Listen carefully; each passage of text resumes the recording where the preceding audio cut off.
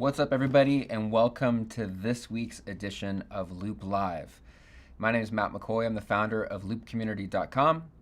I'm also the host of the Loop Live show. Today, we have a very special guest, Lindsay McCaul. She's a singer, songwriter, worship leader from Nashville, and she just released a new song that you've got to hear called Come, O Lord, Maranatha. We've been featuring it on the Loop Community platform the past week or two, and it is a great song that you've got to listen to and check out. So wherever you listen to music, go right now, maybe even, well, I guess you can't pause this video because it's live, but if you're watching this later, pause it and go listen to the song first, and then you can come back and hear our conversation. We're going to talk about where this song came from, what Lindsay's been doing as a singer-songwriter, worship leader, and I'm really looking forward to this conversation. So also, we might take some live questions if we have any. So if you're watching this on Facebook, go ahead and type down any question you have down below, or on YouTube, type in your question. I think it's over here somewhere. Type in your question. We'll take some live questions, and I'm looking forward to this conversation with Lindsay. So without further ado, here's Lindsay McCaul.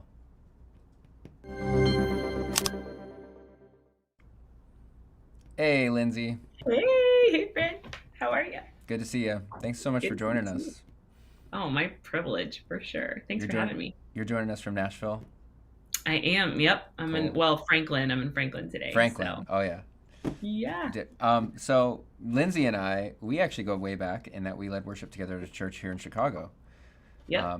Many years ago. Yeah. And now since then you've moved to Franklin, and you did music down there for a while.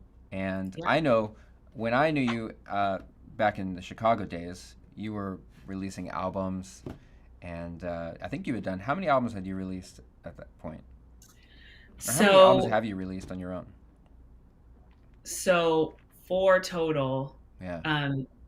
One was with the church that I had grown up in, Calvary Chapel in Florida. It was an EP, and then 1 album with the church we were at in Chicago, and then 2 down here in Nashville. So that's awesome. And you went to Moody, right? Moody Bible I did. Institute. Yep, Moody Bible Institute. That's awesome. So tell us just a little bit of your journey as a worship leader / writing music. Like, how did that even all start? Yeah, I mean, my dad loved music growing up. I always say that I've toured with the Gaithers in my dad's car, like singing along with that tape was how I started loving music. And so he had this old guitar, and I just started taking guitar lessons and figuring that out. And the first CD I ever bought was Stephen Curtis Chapman, Signs of Life, and it just really impacted me. Like that, the theology that was in that album shaped my understanding of God and how he loved me. And even before I could put words to that, I realized the power of music and what God had given us in music. And I'd been writing these little songs, just in my bedroom growing up. And so then when I got to Moody, I did not major in anything music at all, musical. I was in applied linguistics and thought I was going to be in Bible translation. Wow. Why did you not choose music? Well, I went on missions trips through junior high and high school with an organization called Teen Missions International. And so I just felt like I liked languages. My mom was born in Germany, so we grew up speaking German in our house. Okay, wow. So I just thought I like languages also, and I also kind of thought lots of people love music, and not everybody who loves music gets to do music for a living. So I just kind of thought well, surely that's probably not God's plan for me. But then when I was at Moody, when I was a freshman, the senior came up to me and was like, hey, you should think about leading worship. I've been doing that in chapel, but I'm about to graduate. And I was like, I've never really done that. And she was like, well, I signed you up. And I was like, what? Because she had heard me just in my dorm room playing my guitar. So then I did an internship in Ethiopia with these incredible missionaries. And they, at the end of my summer there with them, they were like, hey, we are so glad you came and spent summer with us. And we feel like the Lord has a call into some kind of ministry in music on your life. And I was like, you don't want me to come help Yeah. you in Ethiopia? And they were like, no. So I came back and I was really wrestling with that for a little while. And I talked to this professor at Moody, Kelly Worrell, who was a mentor to me. And she just said, well, I mean, have you asked the Lord about it? Like, there's a verse that says to obey is better than sacrifice. And the Lord doesn't need our big, performance for him. He just wants us to be obedient. And so I was like, oh man, I better ask the Lord, what Yeah. he wants me to do with my life. So I just surrendered to the Lord, my Yeah. plans for the future, and was just like, if you want me to be in music, I would love to do that, but you're going to have to open the doors and make it really clear to me.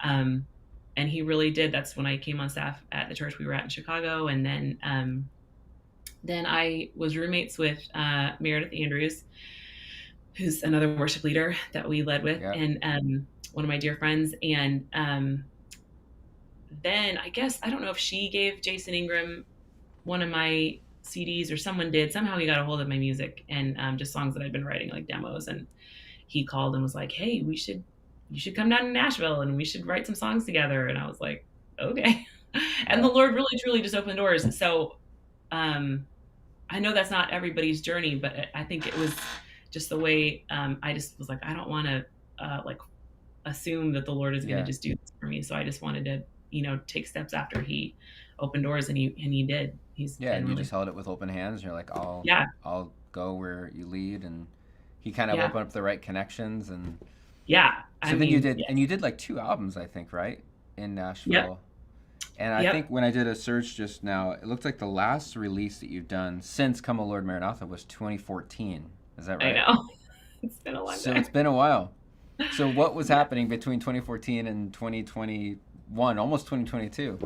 I know. Yeah. So it has. Yeah, it's been many years, and there was a lot that kind of was going on in 2014. I had had miscarriages. I'd had two Mm. miscarriages, and was having some health issues. And I think I really was just kind of like getting worn out from the process of putting out an album, and a full album, which was like, you write so many songs, and there was a lot of pressure that I felt to write specifically for radio, Yeah. because my previous releases were singer songwriter albums. Oh, They weren't interesting. Yeah.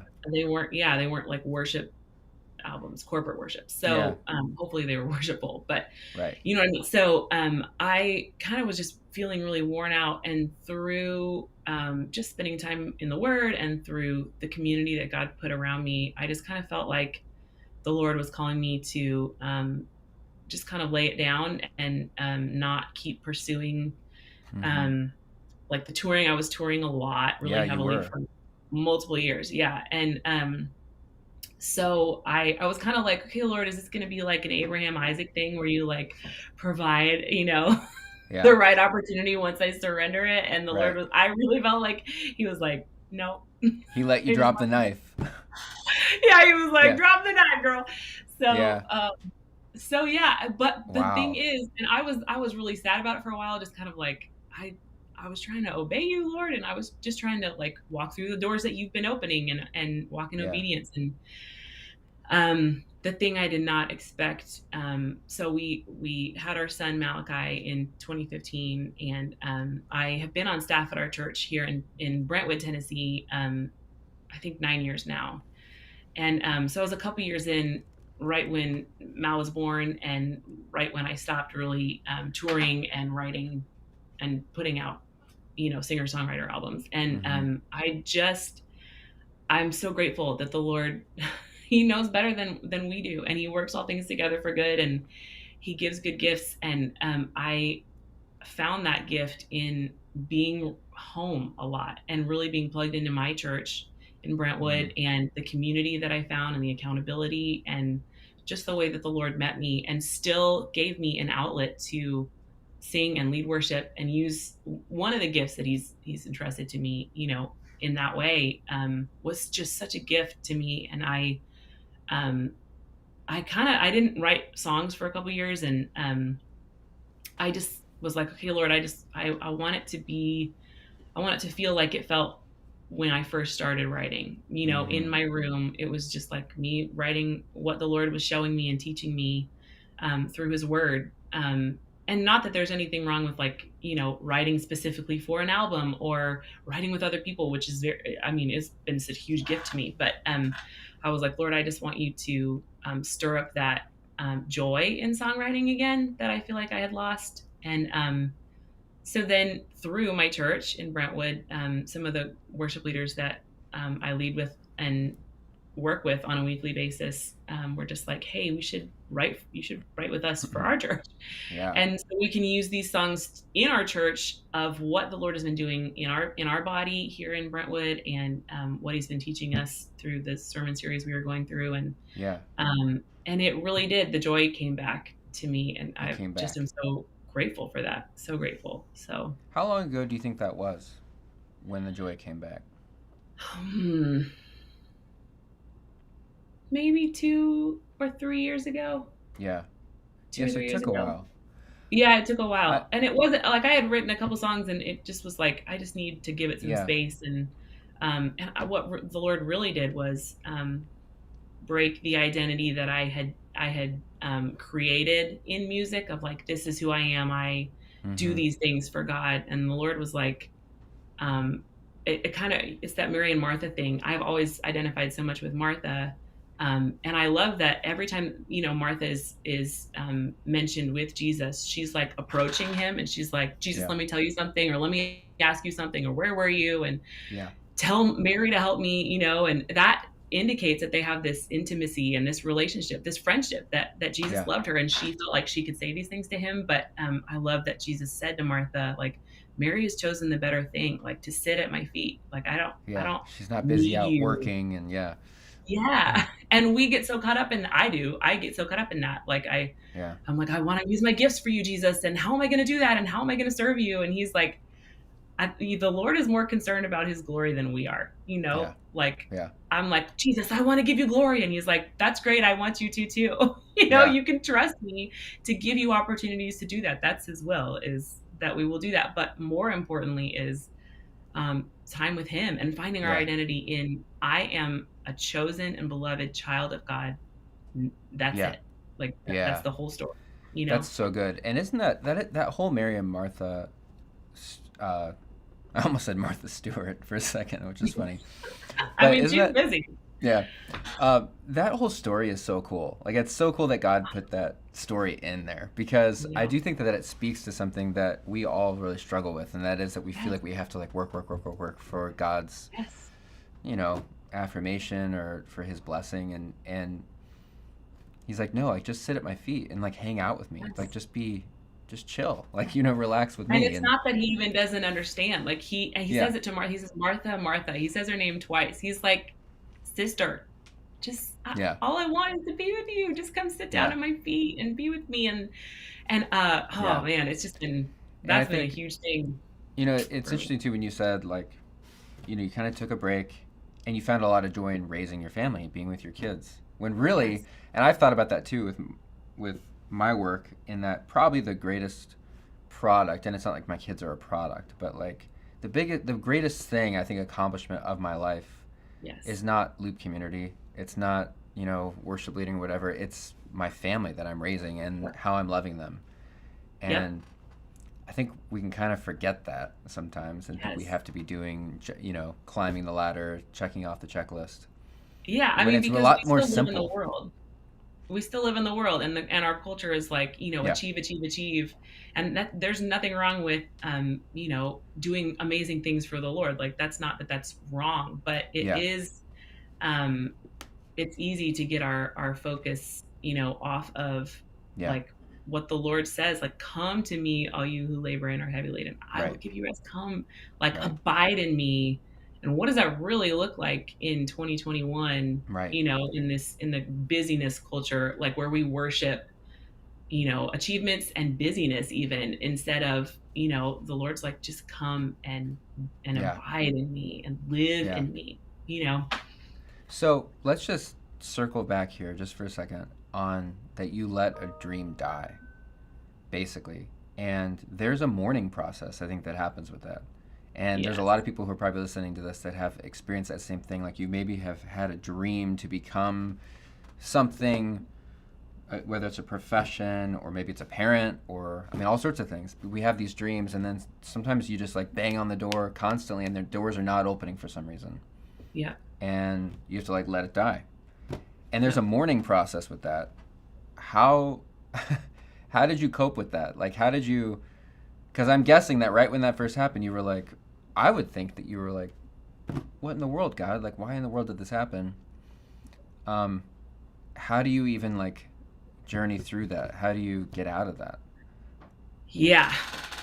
Yeah, I think it was definitely a season of mourning and even pouting, if I'm being honest. Yeah, Of just like totally. I like did all this for you, and you didn't like it, and the Lord was like, you are focusing on the gift instead of the giver, and Hmm. that was really big for me of just realizing like I even in if I have nothing, if I Mm-hmm. don't ever get to do music again, Yeah. um, would the Lord be enough? And at first I was like, I don't know, Right. which is horrible because that is Right. the person that I was writing Uh songs huh. for, and I somehow had gotten focused on, like I said, like my identity was in that, and And I think a um, lot of worship leaders relate to that. Of like yeah, our because identities it's are hard wrapped when into being a worship leader. And what would happen if yeah, you like lost your hands or your voice or something you couldn't like because then the hard thing is that we're working for our Father. Do you know what I yeah. mean? So there's Yeah. the family that easily gets switched, the family relationship that gets switched for the like, this is my job, and I'm writing songs out of my based off my relationship with the Lord. So then if like if those things aren't Yeah. embraced, does that mean what's wrong with my relationship with the Lord? And Yeah. the Lord really, I mean, especially my last album that I released, I really felt like the Lord kind of reminded me like, you are treating this like a fleece to see if I love you, and I've already shown you that I love you, Mm-hmm. so why don't you let this be turn it from being a fleece and a test to an offering and just your gift to say to me that like I love you. This is Yeah. all that this is just I love you, and releasing that. And so that was really huge, and like I thought about that a lot, Yeah. in the quiet time away from touring and writing a lot, and it and realizing like I don't want just the music that I make or just the times that I'm leading worship to be the gift. I want what I'm doing, because Melanie Hall, so Mark Hall, who is the lead singer of Casting Crowns, his wife Melanie, is very involved in their ministry, and she was out on the tours that I did with them, and she said something that I like has truly impacted my life so much. She said, Lindsay, I just realized that most of Jesus's ministry was done on the way somewhere. Like Jesus was on the road to Jerusalem and he encountered this person, or he was on Mm-hmm. the way to this place and he ran into this person. Like a lot Yeah. of, and the disciples are like, Jesus, we got to go. Like we've got these things to do and like big important, and Jesus is like, it's in the moment by moment things like the lady at the grocery store, or Mm-hmm. your neighbor, or whatever it is, where we kind of are like, well, my big important ministry for the Lord and this big thing that I'm going to do for him, that Yeah. becomes our focus. But the Lord's like, what about the kids that I've entrusted to you? These Yeah. little rascals who are flushing stuff down your toilet. Are Right. you going to apologize for yelling at them? Right. Like Right. that's real obedience. And I realized too, that most of Jesus's life is not recorded. Like most of his life was spent in the quiet, where he was actively fulfilling all righteousness on our behalf, living a life of obedience to his Father, and so I think it like the Lord has shown me really to the importance of developing a root system before I Mm-hmm. I try to grow branches. Like, and Yeah. I think that especially in music, I mean, I've seen, especially living in Nashville, I have so many friends that like touring is usually on the weekends, so it's Friday night, Saturday night, Sunday night. Yeah. Well, that's when most churches are, and so Right. um, that was such a gift to me of being home with my church family the last multiple years, of like being there on a Sunday and just letting Right. the word sink deep roots into my heart, and really like learning what it means to abide in the Lord, and like Yeah. grow deep down, so that when Yeah. I am leading worship or whatever I'm doing, when I am serving the Lord with the lady at the Yeah. grocery store, like his word is deeply rooted in my heart, Yeah. and it's not all I think the world, applauds us for the branches that are seen, but the roots are what really matters, because when you do have to, or when the Lord doesn't open a door, that's when the wind starts blowing and we're like, I thought you were going to do this thing, or I thought you were leading me to this even, or I thought you wanted me to do this. And if that doesn't happen, then, you know, Mm-hmm. where are we running to, and where is our security or identity being found? What is our life? Like, is our Right. life really like Jesus, or is it Right. wanting to serve Jesus, Right.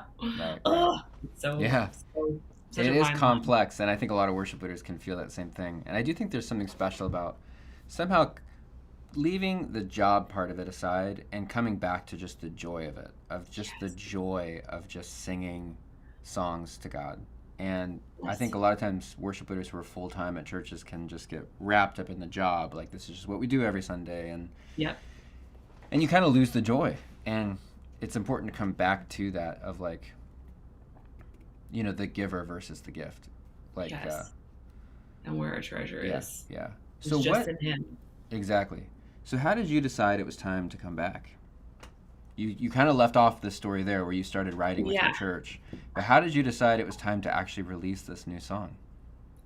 So yeah, so our church, it's Fellowship Bible Church, and when we release songs for our church, we just put it under Fellowship Songs, and so I led on a couple of the songs that we'd done for our church, and that had it is such a huge gift to me, is being able to write with these brothers and sisters for just our local gathering of the body of Christ. And so about a year ago, I just started thinking about the word Maranatha. And I think because I grew up, in Calvary Chapel, and I remember the whole Maranatha music movement, and or at least the tail end of it, but definitely grew up singing those songs. And Yep. so I remember hearing about that word, and I knew that it meant "Come, O Lord," And I mean, I think just the last year and a half, 2 years of every all the insanity that's Yeah. happened. Um, I've been in this Bible study with this an incredible Bible teacher named Paige Brown, and in Nashville, and she talks a lot about how, as believers who are looking forward to that day, that should impact our entire life, like the anticipation of Jesus' return, making Yeah. all things right. Right. You know, that should be everything. That should Yeah. change our entire life. It That should actually change should everything. inform, yes, it should inform everything about every decision of our life.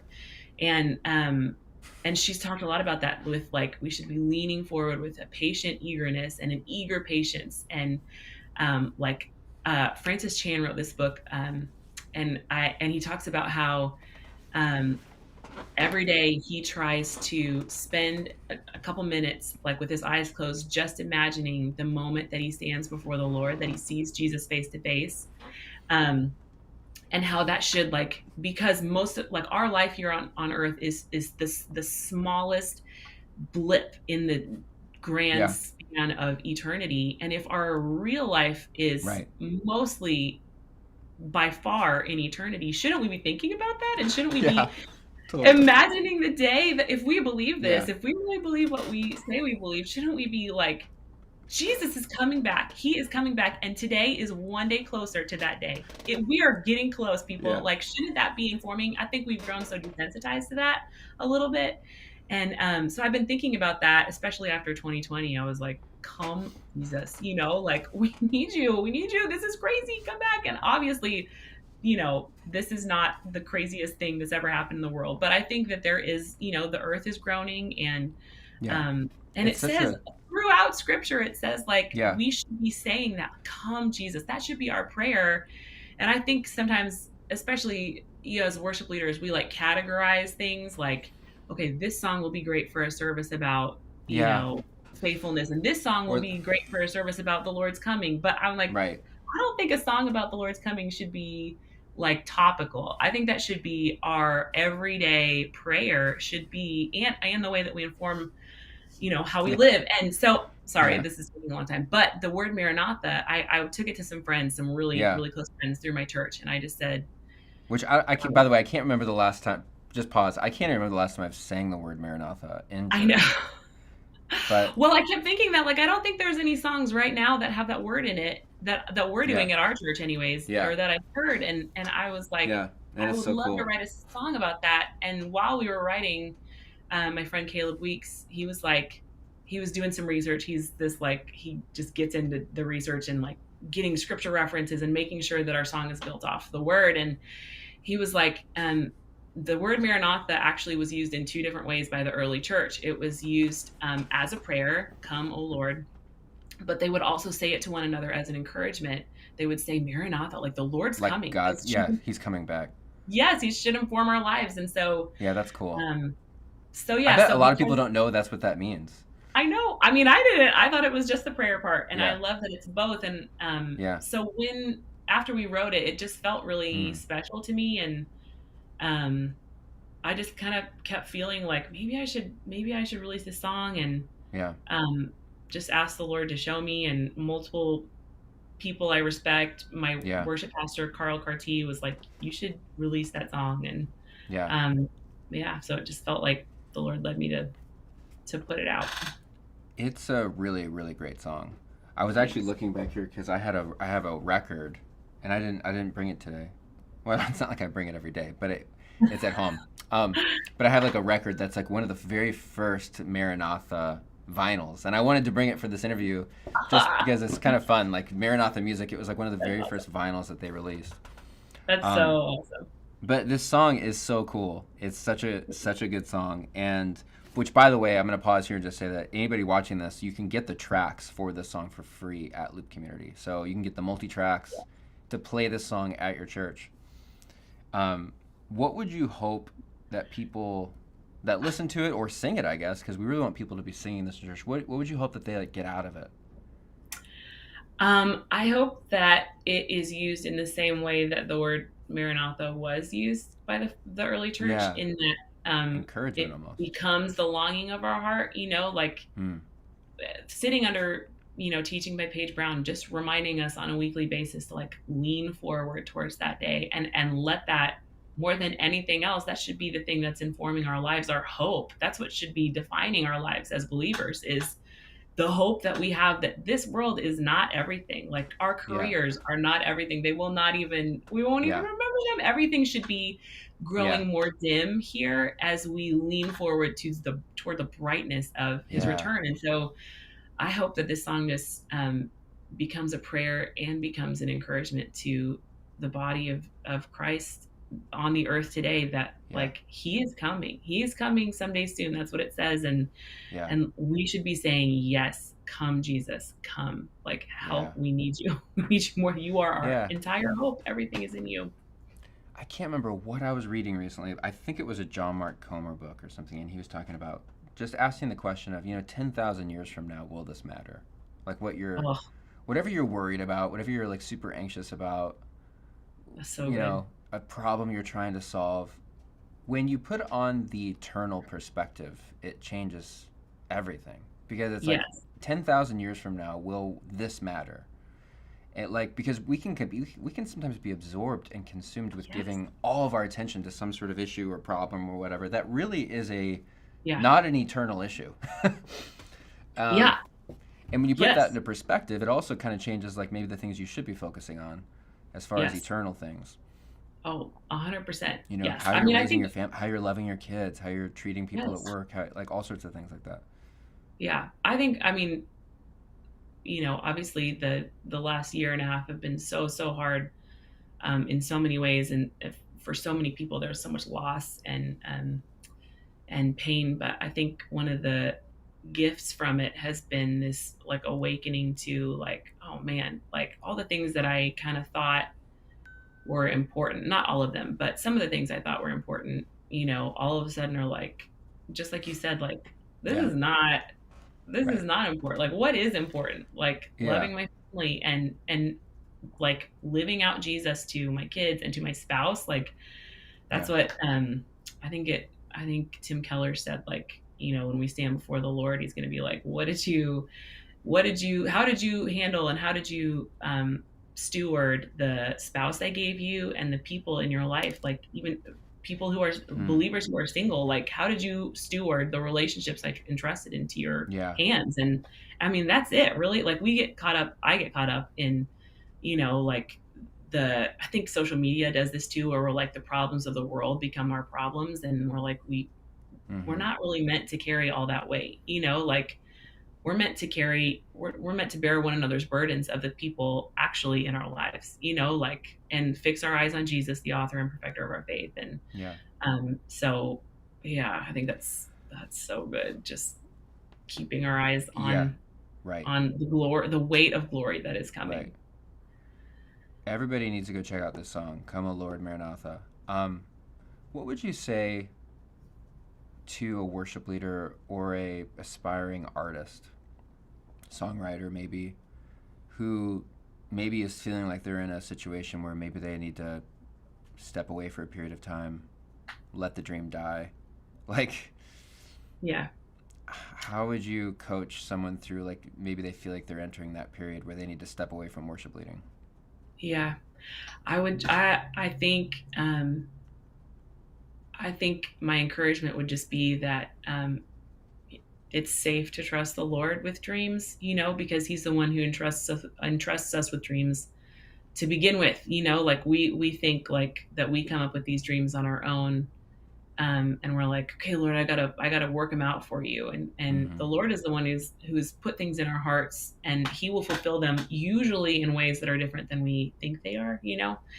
Um, and I remember at Passion years ago, I was sitting in a session that Christy Nockels was teaching and leading, um, and she just said, like, be faithful with what God has put in your hands, like in right in front of you, like at the risk of sounding cheesy, like bloom where you're planted, and Yeah. just faithful with what He's leading you to be faithful with. And if that means laying down, even the position that He had given you or that you wanted Him to give you, um, the most important thing is obedience, and you know finding Jesus and serving Him in the way that is bringing your heart, not necessarily even the gifts. He wants our heart first, and Yeah. I just think it is a safe thing to trust Him with that, because when everything Yeah. else is taken away, like He is what's left, and that is what we need, and He knows that, and That, His yeah. kindness is in stripping away our idols. I mean, for me especially, that's Yeah. it had become an idol, and I hadn't even realized it, and it was His love for me and His kindness that stripped away the idol of service or Yeah. um, position or whatever it was. I And think that is He, where things get kind of confusing, is if you yeah, feel like this dream was from God, yeah, because like God put that dream in your heart, at least we think that.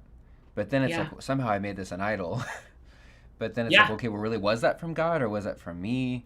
And I I mean, feel I like that's think a it's hard just thing to because we're figure out. still, yeah, we're still in the already and the not yet. Like we're in the tension of um, we are being sanctified, like we are sanctified and we are Yeah. being sanctified, and so we're human, and the Lord knows that. Like He, as a father has compassion towards His children, so the Lord has compassion towards those who fear Him, because He knows our Mm. frame and He remembers that we're dust. Like He Yeah. knows that gonna we're Yeah. gonna take the things that He entrusts to us and like make an idol out of it, and like, I have to have this. And He's like, you don't actually, and I love you so much that I'm not gonna let you make that an idol, because it will never ever love you. It Yeah. won't. It'll destroy you. Like idols Right. destroy, and only the Lord gives life. And that is the gift, is, finding in that stripping and breaking, that like He is enough. And we sing that. We sing those words all the time, but it's not until we really realize that He is. And maybe we realize that through Him giving us the things that we want, or Yeah. maybe it's through him not giving us things. But he's Yeah. so faithful, and he loves us so much that he will um, show us that. He Yeah. will Right. reveal it, and Right. that's his love. Yeah. That's so good. So what's next for you? Are we going to hear any more? Are there going to be any new releases, or is it too soon to determine? Yeah, I don't know. I hope so. I think, yeah, I think, hopefully what's next is just being obedient. Yeah. Like Yeah. that's what I want. I'm like, I would love to do more music. I have some songs that I've been writing with just friends from Yeah. my church, and that is such a gift. And Who yeah, produced this song for you? what's that? Who was the producer on this song? So Brian Fowler Okay. is a dear friend, him and his wife Lacey, and she actually painted the cover of the Yeah. song. Such a cool cover. Oh my I goodness. I love mean, it. I've been a huge fan of her art for years, and we go to the same church. And so I just said to her, like, she just loves Jesus so much. And I said, I just I want you to close your eyes and you think about like that day of, Jesus return, and paint, like what the Lord brings to your heart. And I love it so much. And then Oh, Brian, she he killed was it. one of the co-writers on the song too. And so he produced it. And, I mean, I am so grateful for the way that he, you know, Yeah. I love how it turned out. I love the It's strings. I love strings anyway. yeah, it's So beautiful. It's awesome. All right, thanks well, so much. everybody, you need to make sure you check out this song, "Come Lord, Come, O Lord, Maranatha." It's on Spotify, Apple Music, probably everywhere you get music. The tracks are at Loop Community. Download the tracks. Yes. Um, the charts are probably at Praise Charts.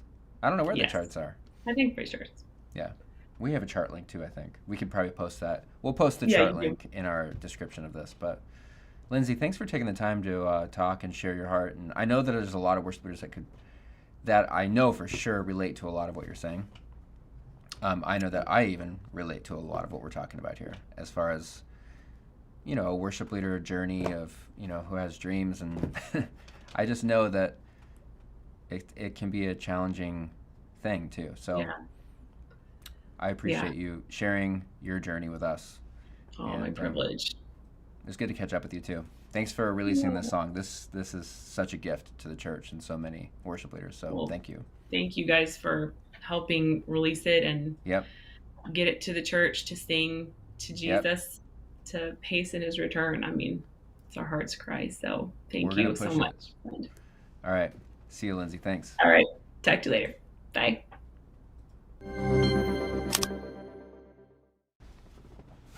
All right, you guys, that was a great interview with Lindsay. Thank you, Lindsay, for joining us for that. And, there was a lot talked about there. And I would love if you're listening to this on our podcast, YouTube, Facebook, if you can just write down in the comments right now, write down what's one thing that you really are walking away from this conversation with. What's one little golden nugget that you're going to be taking away? Something that impacted you. I think that the story of Mary and Martha is what I'm going to walk away with thinking about, because it's a story that I feel like it doesn't get talked about very much, but it's such a awesome picture of how God wants us to relate to Him, and we can kind of get lost in the busyness and shuffle of our worship jobs and our busy lives, that we kind of forget to just sit at the feet of Jesus. And so I'm gonna walk away with that, but I'd be curious to hear what you're gonna walk away with, and I hope for sure you're gonna go listen to this song right now. Stop this video, go to Spotify, Apple Music, and search for "Come, O Lord, Maranatha" by Lindsay McCaul. You're gonna love this song. Leave it at your church. Get the tracks at Loop Community; they're all free. We love this song so much. We want to get this out to you. So get the tracks, play it at your church, and anyways. We've got a lot of other great Loop Live episodes coming up, so make sure you subscribe to the YouTube channel. Down here there's a button. Like the Facebook page, subscribe to the podcast, and stay tuned for more. Until next time, see you soon.